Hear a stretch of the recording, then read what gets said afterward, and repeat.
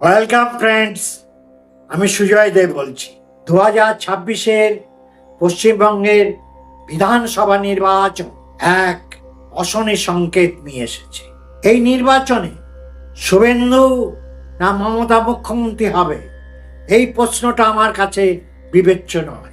এটা নিয়ে আমি চিন্তিত নই। এই নির্বাচনে নানা ব্যক্তি নানা রকম পরিসংখ্যান দিচ্ছেন, কে জিতবে, কে কটা সিট পাবে। এই সমস্ত পরিসংখ্যান আমার বিশেষ আগ্রহ। আমার কাছে এই নির্বাচন এক অশনি সংকেত, এক কঠিন পরীক্ষার সামনে দেশকে ফেলেছে। আমি চিন্তিত অন্য কয়েকটি বিষয় নিয়ে। এই নির্বাচন উপলক্ষে ভারতবর্ষের গণতন্ত্র যেভাবে ভুলুণ্ঠিত হলো, বিচার ব্যবস্থা, প্রশাসন এবং সরকারের ভূমিকা যেভাবে পদদলিত হলো, সেটা আমাকে বিস্মিত করেছে। তিনটি বিষয় আমি খুব চিন্তিত। এক হচ্ছে সংবিধানের গুরুত্ব লোপ পেল। দুই, দেশে ধর্মনিরপেক্ষতার বাতাবরণ নষ্ট হলো। তিন, নব্য উগ্র হিন্দু ধর্মের আমদানি। প্রথম বিষয়ে আসি, সংবিধান।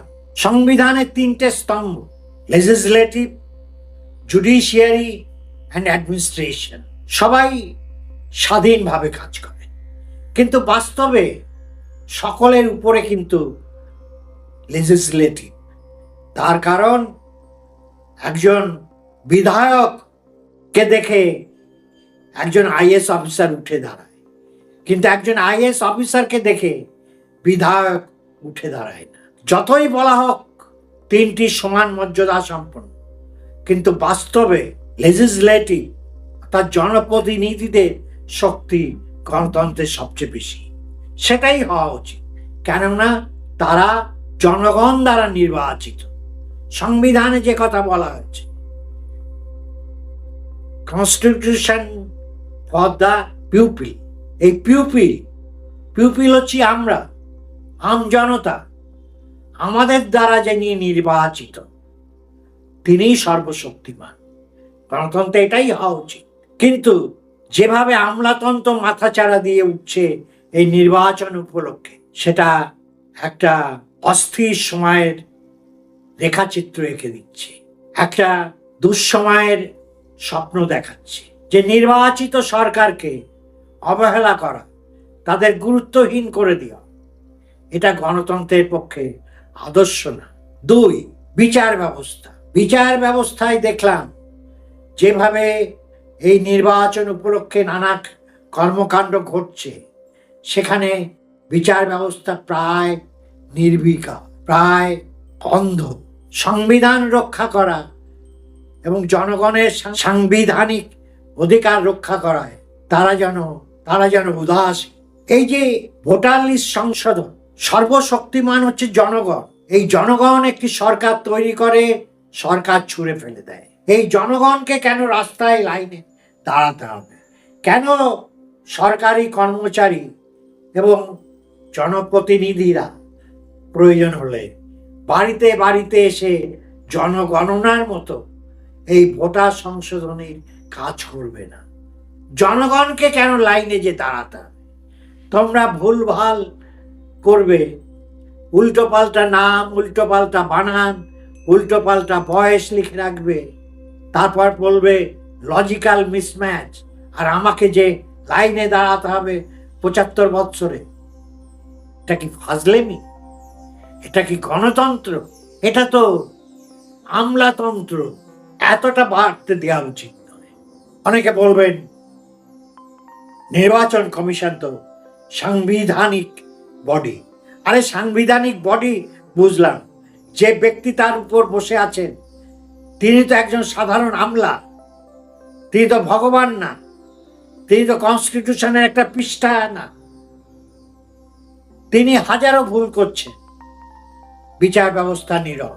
আর বিচারকরা নাকি লজিক্যাল ডিসক্রিপেন্সি ঠিক করবেন, তারাই নাকি যোগ্যতর ব্যক্তি। তবে লোকে বলে আইনের স্নাতক পরীক্ষায় নাকি নানা রকম ঘোটালা হয়, আজ থেকে 30, 40, 50 বছর আগের থেকে, যখন কখনো কোনো পরীক্ষায় কোনো রকম দুর্নীতি হতো না, সেই প্রাচীনকাল থেকেই নাকি আইন পরীক্ষায় দুর্নীতি বহাল তবিয়তে ছিল। আর সেই বিচারকরা, সেই আইন পাশ করা বিচারকরা নাকি সবচেয়ে বেশি বুদ্ধিমান, সবচেয়ে বেশি ইন্টেলিজেন্স, যে তারা লজিক্যাল ডিসক্রিপেন্সির কঠিন অঙ্ক সমাধান করতে পারবে, যা আইএস, আইপিএস, সরকারি অফিসার, কর্মী, ব্যাংক অফিসার, ব্যাংক কর্মীরা পারবে। শুধু একবার দেখতে ইচ্ছে করে বিচারকদের 10 ক্লাস 12 ক্লাসের মার্কশিট আর আইএস, আইপিএস, সরকারি অফিসার, ব্যাংক অফিসার, ব্যাংক কর্মীদের 10 ক্লাস 12 ক্লাসের মার্কশিট, তাহলে বুঝতে পারতাম কারা বেশি বুদ্ধিমান, কাদের বেশি আইকিউ আছে। যে বিচার ব্যবস্থায় বছরের পর বছর কোটি কোটি মামলা অমীমাংসিত ভাবে পড়ে থাকে, সেই বিচারকরা যোগ্য? তারা লজিক্যাল ডিসক্রিপেন্সির লক্ষ লক্ষ কেস সময়ের ভিতর সঠিকভাবে করতে পারবেন? তৃতীয় বিষয় আসি, যেটা সবচেয়ে বেদনাদায়ক। 60-70 বছর বয়স পর্যন্ত অন্য ধর্মের যে প্রতিবেশীদের সাথে, যে সহকর্মীদের সাথে কাজ করেছি, আজ তাদের দিকে সন্দেহের চোখে তাকাতে হচ্ছে। তার কারণ এমন একটা ভাষ্য তৈরি করা হয়েছে যে ওই সম্প্রদায়ের মানুষ মানেই টেররিস্ট, উগ্রপন্থী, দেশ বিরোধী, ভারত বিরোধী, এরকম একটা ভাষ্য সারা ভারতবর্ষে ছড়িয়ে দেওয়া হয়েছে, যেটা খুব বেদনার কারণ। বেশিরভাগ মুসলিম মানুষ ভারত প্রেমিক, তারা সৎ, তারা হিংস্র নয়, তারা ভারত বিরোধী নয়। হয়তো 5% মানুষ আছে, তাদের কেন শক্ত হাতে ধরা হচ্ছে না? দেশের প্রশাসন, ইন্টেলিজেন্স, পুলিশ, মিলিটারি কি গাঁজা খেয়ে ঘুমাচ্ছে যে এদের ধরতে পারছে না? একটা গোত্রের সমস্ত মানুষকে খারাপ বলে দেখে দেওয়া হচ্ছে, ভারত বিরোধী বলে দেখে দেওয়া হচ্ছে। এটা ভারতবর্ষের মতো দেশের পক্ষে খুব বেদনাদায়ক। যদি মুসলমানরা এতই খারাপ হতো, তাহলে 500 বছর ভারত শাসনকালে সমস্ত হিন্দুকে তারা মুসলমান বানিয়ে দিত। তা তো হয়নি। তাহলে মুসলিমদের প্রতি এই বিদ্বেষ ছড়ানো হচ্ছে কেন? আরেকটি বিষয় বলিনি, যেটা সবচেয়ে গুরুত্বপূর্ণ, সেটা হচ্ছে আমরা যারা 60-70 বছর বেশি বয়স, আমরা যে হিন্দু ধর্মকে জানতাম, যে হিন্দু ধর্মকে আমরা যাপন হিসেবে মেনে এসেছি, সেটা যেন পাল্টে যাচ্ছে। আরে হিন্দু ধর্মে, পশ্চিমবঙ্গে আমরা যারা হিন্দু, কবে আমরা রামনবমীর মিছিলে সামিল হয়েছি? কবে রামনবমীর মিছিলে আমরা অস্ত্র নিয়ে লম্ফজম্ফ করেছি? কবে আমরা কপালে লাল তিলক, মাথায় গেরুয়া বসন পরে লম্ফজম্ফ করেছি? এই যে ধর্মীয় ভাবাবেগকে বিকৃত করা হচ্ছে। আমরা পশ্চিমবঙ্গের হিন্দুরা হচ্ছি উদার হিন্দুত্ববাদী, আমরা গোবলয় বা উত্তর ভারতের হিন্দুদের মতো গোড়া হিন্দু নই, আমরা উদারপন্থী।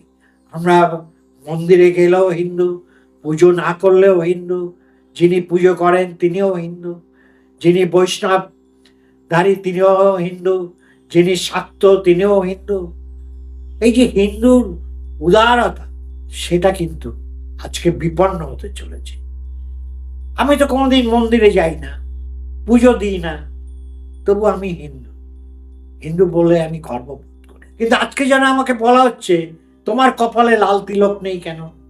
তুমি রামনবমীর মিছিলে যাওনি কেন? তুমি খাঁটি হিন্দু না। এই যে পশ্চিমবঙ্গের উদার হিন্দুত্ব বোধের ধারণা, সেটাকে বিকৃত করা হচ্ছে, সেটাকে কে পরিবর্তন করার একটা প্রচেষ্টা চলছে, এর প্রতিবাদ আমি করছি। আমরা পশ্চিমবঙ্গের মানুষরা ধর্মকে যেভাবে দেখি, ধর্মকে যেভাবে যাপন করি, সেটা অন্যান্য অঞ্চলের হিন্দুদের মতো নয়। অর্থাৎ আমাদের হিন্দুত্ব আমাদেরই থাক। তবে বলবো, এই নির্বাচন আমাদের কাছে এক অশনি সংকেত, আমাদের কাছে এক বিপদের সংকেত নিয়ে আসছে। কে মুখ্যমন্ত্রী হবেন সেটা বড় কথা না, তাতে কিচ্ছু এসে যাবে না।